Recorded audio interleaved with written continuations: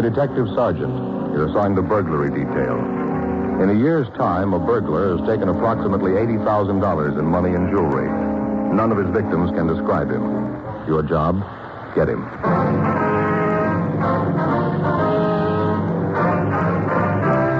Dragnet, the documented drama of an actual crime.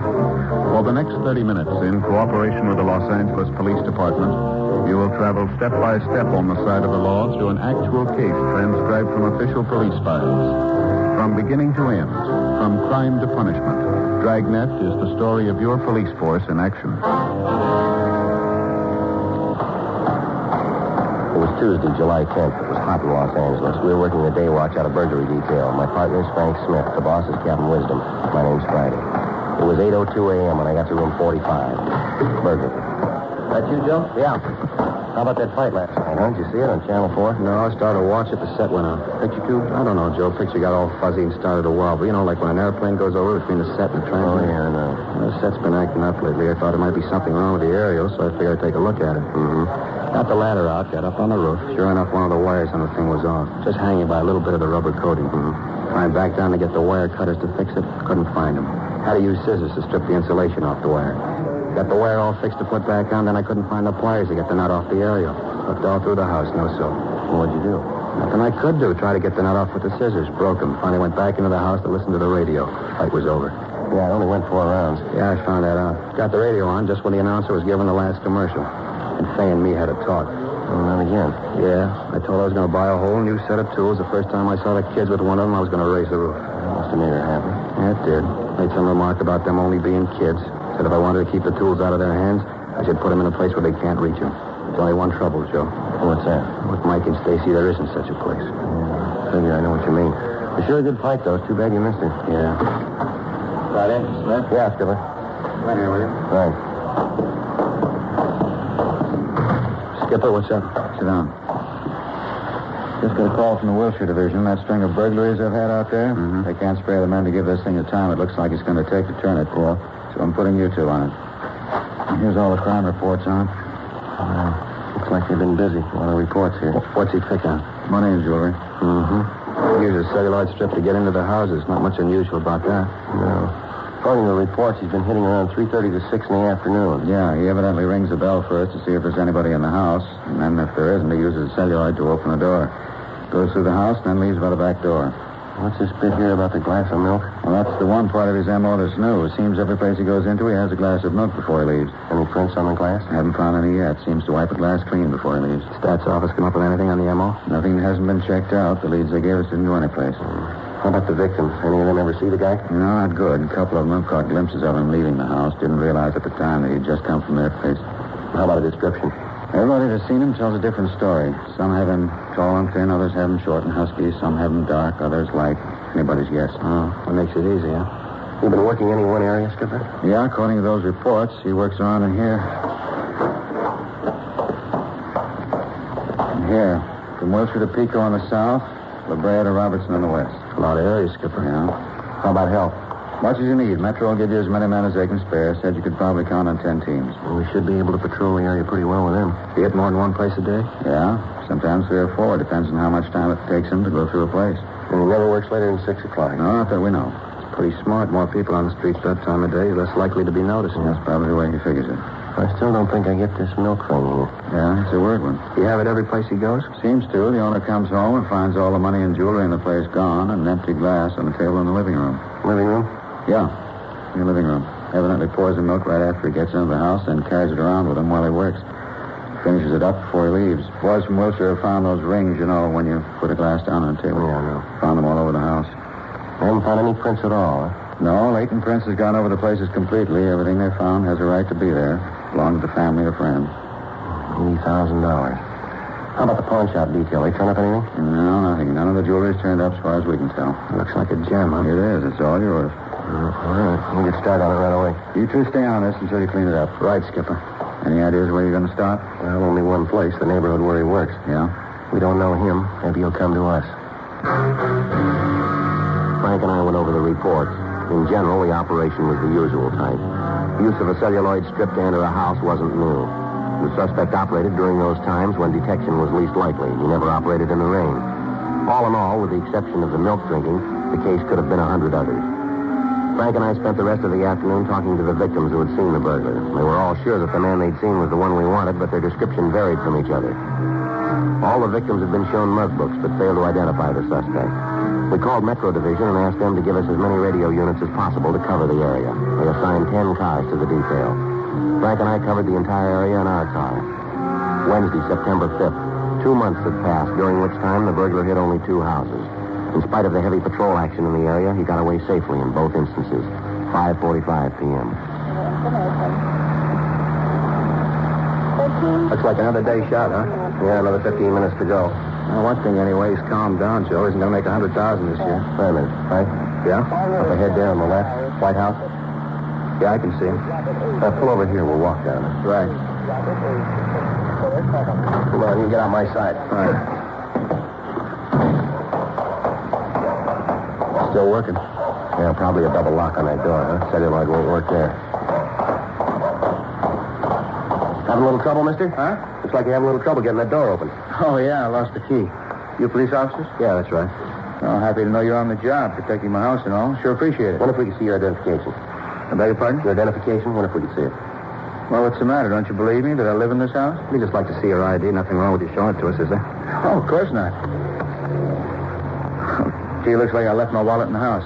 What's that gadget you were trying to get into the house with there? Oh, this? A piece of celluloid. I read about it someplace. I happen to have it. Mm-hmm. Turn around, will you, toward the street? Yeah, sure. What do you want? What's the address of the house you live in? The address? Yes, sir. You guys still don't believe I live here, do you? The address, what is it? 1200 block in Allendale. What's your name? Anderson. Jack Anderson. Maybe you can explain why the name of the mailbox is Radcliffe, huh? Well, yeah, sure I can explain. You see, I'm just visiting here. Summer vacation, just out here a couple of weeks. All right, mister, stand still. Hey, wait, and what's going on? You got no right to stand search still. me. How about this wallet? Is it yours? Yeah. Oh, come on, give it back now. Let's take a look here. You said your name was Anderson, is that right? Well, yeah, but I can explain that. Yeah, I hope so. It's going to be a little involved, though. Oh, what's wrong? 2 things, wrong house and wrong identification. Frank and I took the suspect back to the city hall for interrogation. Although he gave us the name Jack Anderson, all his identification bore the name Robert Red Neal. We ran the name through R&I. Neal had several previous arrests on burglary charges. According to the record, there were no wants on him at the time. 6:20 p.m. Frank and I questioned Neal. All right, Neal, come on off it. Okay, so you know I don't live in the house. It looks like one I do live in. I just made a mistake, that's all. They build all these houses out here so they look alike. Now, look, Neal, don't ask us to believe that one. I'm not asking you to believe anything but the truth, and I'm telling you that. Sure. Now, what about your record? Well, what about it? A lot of burglary charges. All right, I did a little time. Now, what's that prove? I'm going straight now. You still can't come up with a story to tell why you were trying to get into that house. I told you, I thought it belonged to a friend of mine. What's his name? I don't remember. You like milk, Neal? Huh? You like milk? Look, I don't get this. What are you trying to Just prove? answer the question. Do you like milk?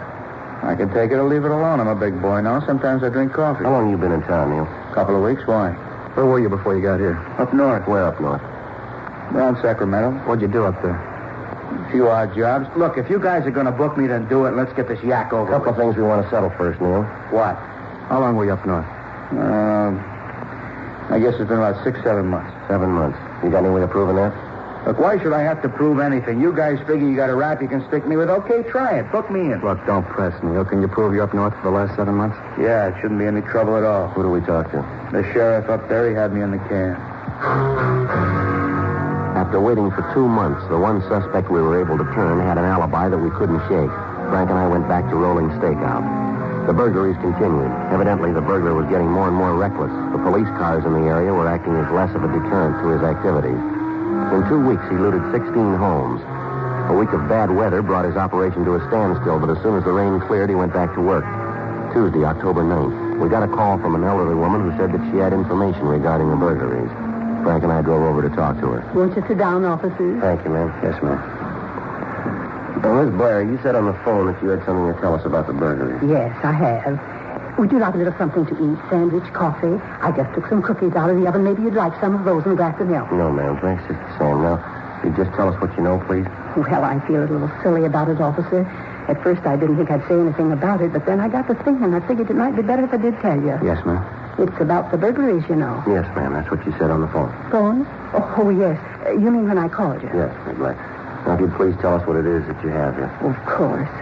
I guess I'm just being a coward about it, not telling you right out, but when you hear the whole story, you'll understand. Yes, ma'am.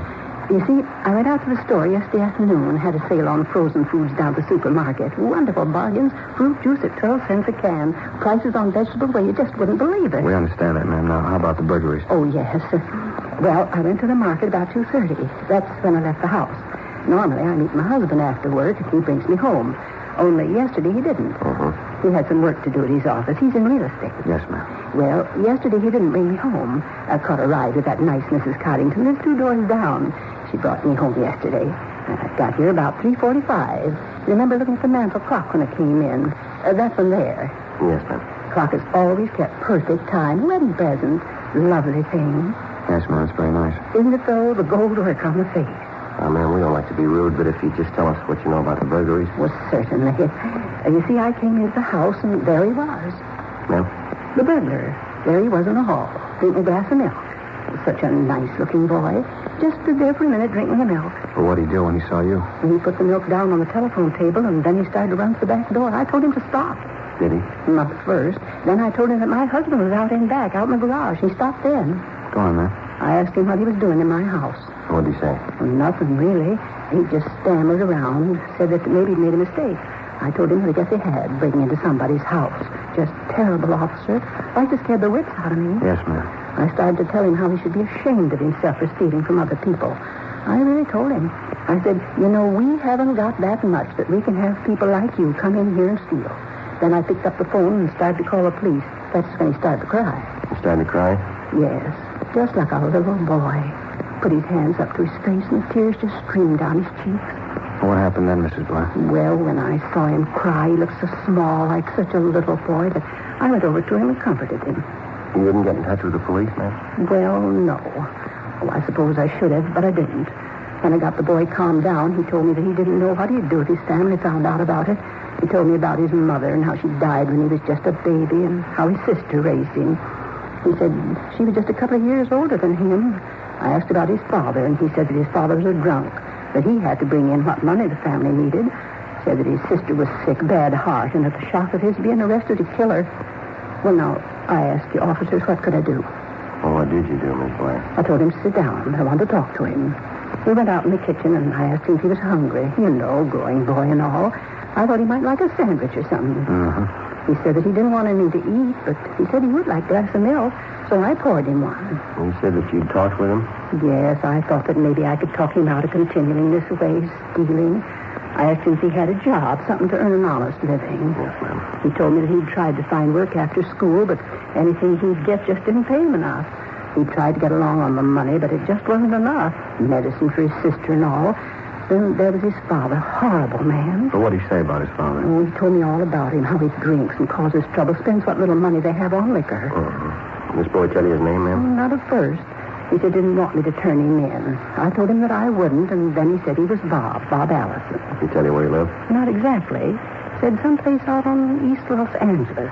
I got the idea that he wasn't too proud of his home. Can't say that I blame him. How about a description, ma'am? What he looked like? Well, now let me think. Well, I'd say he was young, about 17, maybe 18. Such a young man to be doing something like this. How tall would you say he was, ma'am? Tall? Oh, I guess as tall as you are. Maybe just a teeny bit taller. That'd make him about 6 feet. Yes, I guess so. How about his build, ma'am? Oh, nice, broad shoulders. You got no idea how I felt when I thought about this boy being a thief. It's terrible. Right, ma'am. So would you say he was heavy or slight? About how much would you say he weighed? No, I'm bad at guessing people's weight. It'd be difficult to say. Well, ma'am, would you say he was as heavy as I am? Yes, about your weight. How about the color of his hair? Light, nice blonde hair. He had a little wave right here in front, blue eyes. Looked like such a little boy when he cried. Yes, ma'am. Was there anything unusual about him that you might have noticed? Scars, moles, anything like that? No, not a thing. How about the way he talked? Anything unusual there, maybe? Sorry. How about his clothes, Mrs. Blair? How was he dressed? A pair of slacks, a white shirt, and no tie. A button was missing from his shirt. Poor boy probably hasn't got anyone to take care of his clothes. Had on a school sweater. You know the kind that the seniors get when they're going to graduate? Has the initial of the school on it and no stripes on the sleeve. Yes, ma'am. What was the initial on the sweater? Well, there wasn't one. It had been taken off. I could tell that there had been one, though, because a few of the threads were still in the wool. How about the color of the sweater? Brown, a dark brown with yellow stripes. Now, Miss Blair, Yes? the glass of milk that the boy drank from the glass, has it been washed yet? I thought you'd ask about that.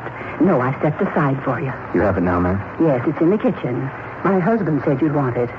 He was hopping mad when he heard about it, just about raised the roof right off the house. I wonder if we could see that glass. Well, of course. It's right out here in the kitchen. Fine. There it is on the drain board. Anybody touched it since the boy? No, I don't think so. My husband might have, but I don't think he did. He was quite adamant about me not washing it until you came. Now, Miss Blair, this happened last night. How was it you waited until this morning to report it? Well, at first I believed the boy. Really thought that it was just circumstances that made him steal. I felt so sorry for him when he broke down and cried. Right here, leave him. Give him every chance. That's why I let him go. I thought that it might do some good, sort of a new beginning. When I told my husband about it, like I said, he was pretty sore. Talked about the young thief. We never had any children of our own, and I felt so sorry for the boy. I guess my husband couldn't understand. When Bob, that's his name, when Bob said he was sorry, I believed him and let him go. Just let him walk right out of the house.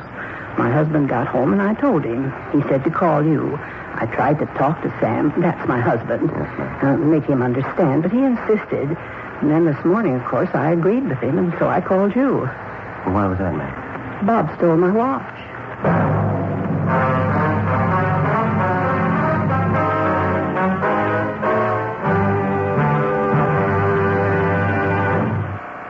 Stop giving the bank your money. Stop it. If you think you're paying a high interest rate on your home loan, call Coastal Mortgage today, and they'll help you figure out how you can lower your monthly payment. When you buy a car, do you ask the salesperson if you can pay more than the sticker price? So why should you pay more than you have to on your home loan? Let an experienced broker represent you before more than 70 lending institutions, and you'll be assured the best possible rate and program. Imagine what you can do each month with the money you'll save.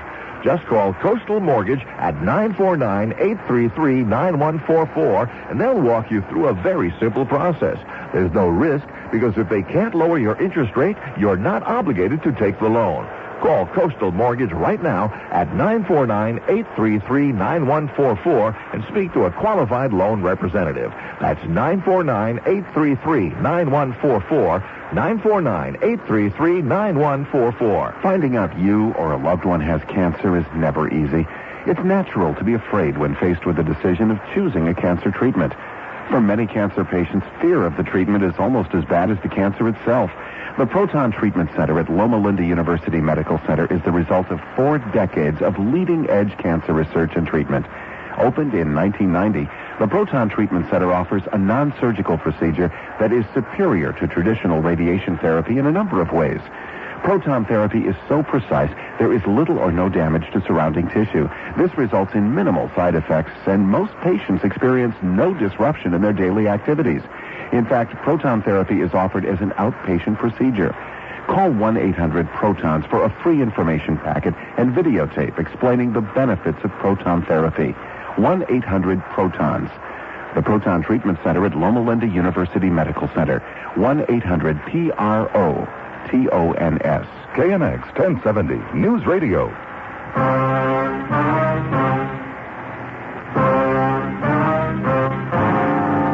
11:45 a.m. Frank and I went back to the office. We ran the name Bob and Robert Allison through R&I. There was no record on anyone answering his description. We got out a local broadcast and an APB on him. Mrs. Blair went over the mug books, but was unable to identify the boy. Frank got in touch with the Board of Education and asked for the name of the school using the colors brown and gold. They told him that it would take a little time to check, but that they'd call us back. We notified the cars from Metro of the new developments and gave them the description of the boy. A check of the phone books for the name netted us nothing. Latent prints were sent out to the home of Enid Blair to get the fingerprints of she and her husband. In checking over the empty glass found in the Blair home, besides the prints of Mr. and Mrs. Blair, Dean Bergman came up with a partial unidentified print. It was not enough for classification, but he told us that if we turned the burglar, he could tell us if we had the right man or not. 4:30 p.m. Frank and I cruised the area the burglar had been working in. We were in constant contact with the other 10 cars in the field. Figure you're still working this neighborhood, Joe? Well, we got no choice till we hear otherwise. Funny about the Blair woman, isn't it? What? You know, turning the kid loose. Sure must have put on a show. Yeah, sure. What time you got? 4:38. Got another hour and a half. Frank? Yeah, Joe. Up ahead there in the corner? Yeah, brown sweater could be. All right, let's go. He sees us making a break through that yard there. Come on. All right, hold it up there. He isn't stopping. It's going around that garage. I'll try and head him off. All right, watch it.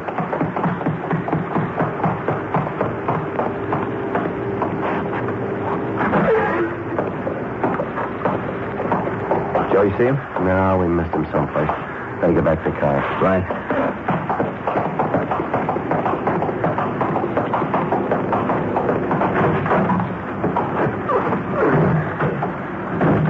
I'll call in here. Right. Unit 1K80 to Unit 2R1. Unit 1K80 to Unit 2R1. Come in, please. 2R1 to 1K80. Suspect WMA, 17 to 19 years old, wearing tan trousers and brown and gold sweater, fleeing on foot. Last seen going east on Chalmers Drive at corner of Spalding Avenue. Please block at Chalmers and Hayworth. Repeat, please block at Chalmers and Hayworth. Roger, 1K80. Unit 2R7, come in, please. Unit 2R7 to 1K80, go ahead. You get the description all right? Yeah. Want to cover Barrows Drive and Hayes Street? Repeat, Barrows Drive and Hayes Street. Over. Roger, 1K80.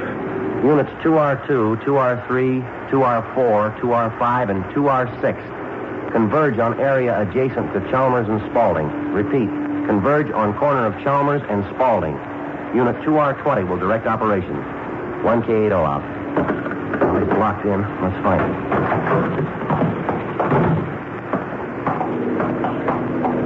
We knew the suspect was in the blockaded area. With the units from Metro Division blocking the street, there was no escape for him.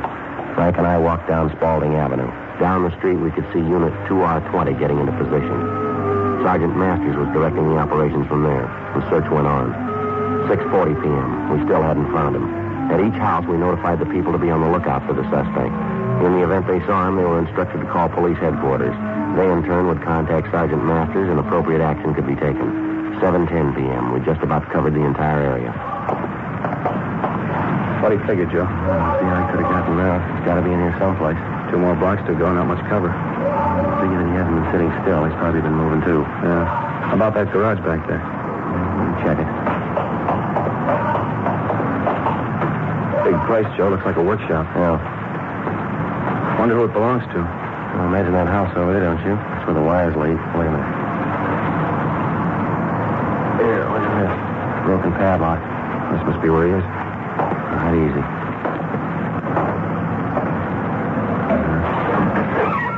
All right, young fella, come on out. What do you think? Oh, there's no other door. Come on.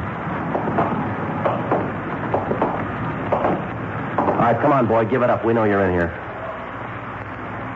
How about the lights, Joe? Yeah, I got him. Bigger inside than it looks. Dozen places he could be hiding. Yeah, you want to check over there, back of those legs? I'll take this side. Right. No sign of him over here. How about you? No. How about that balcony up there? The wooden paint can, see up there? Yeah. Somebody could hide up there. All right, I'll take a look. Take it easy, Joe. Yeah. All right, give it up, fella. You got no place to go. Watch it, Joe. It's paint can. Let me go. Frank. Yeah, Joe, I got it. Get away. Get away. All right, watch it, Frank. I see. Ow! All right, come here, you.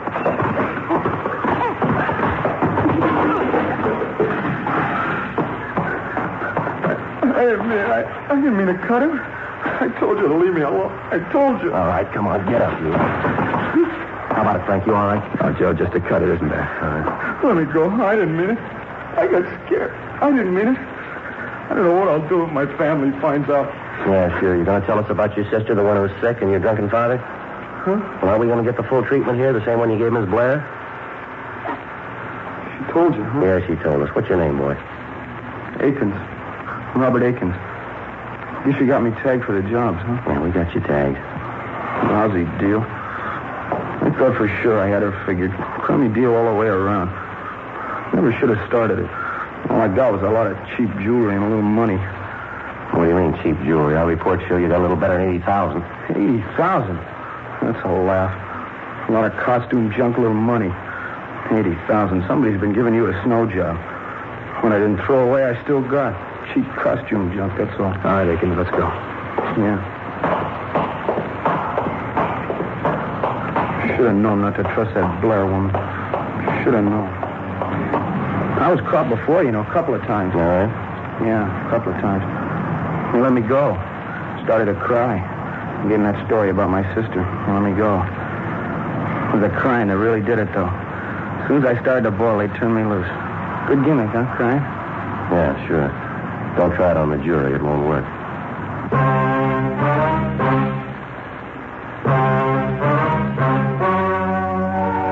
The story you have just heard was true. The names were changed to protect the innocent.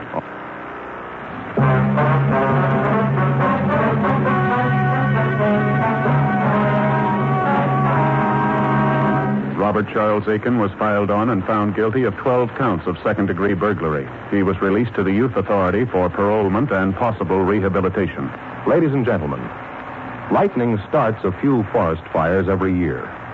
But careless people cause many, many more. This shameful waste of one of our greatest natural resources weakens America. This weekend, if you picnic or camp out, please be careful with fire. Be very sure your campfire is really out before you leave it. Remember, only you can prevent forest fires.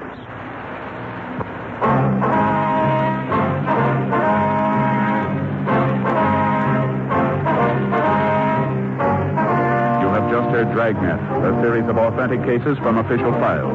Technical advice comes from the Office of Chief of Police W.H. Parker, Los Angeles Police Department. Technical advisors Captain Jack Donahoe, Sergeant Marty Wynn, Sergeant Vance Brasher. Heard tonight were Herb Ellis, June Whitley, Jack Crucian. Script by John Robinson. Music by Walter Schumann. Hal Gibney speaking.